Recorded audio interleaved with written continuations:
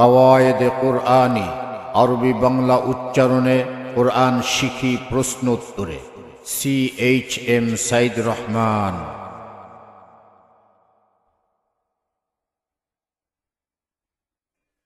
ইন্নাল হামদালিল্লাহ, আসসালাতু ওয়াসসালামু আলা রাসূলিল্লাহ।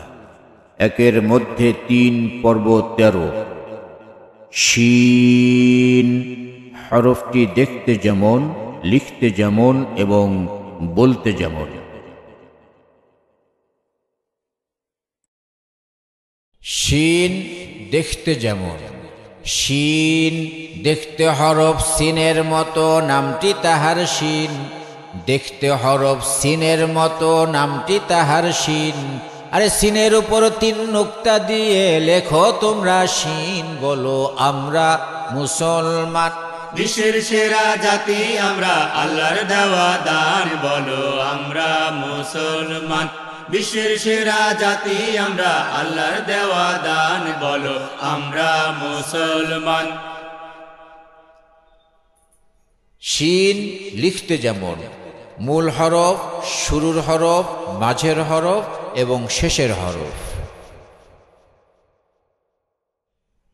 শিন বলতে যেমন। 13 নম্বর মাখরাজ, জিহ্বার মধ্যভাগ, তার বরাবর উপরে তালুর সাথে লাগাইয়া শিন উচ্চারিত হয়।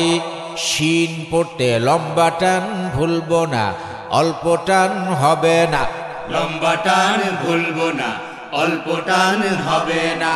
আরে সিনের উপর 3 নুক্তা দিয়ে শিন লিখতে ভুলব না। সিনের উপর 3 নুক্তা দিয়ে শিন লিখতে ভুলবো না। সিনের উপর 3 নুক্তা দিয়ে শিন লিখতে ভুলবো না। শিন ছড়ানো, শ্বাস চালু থাকবে।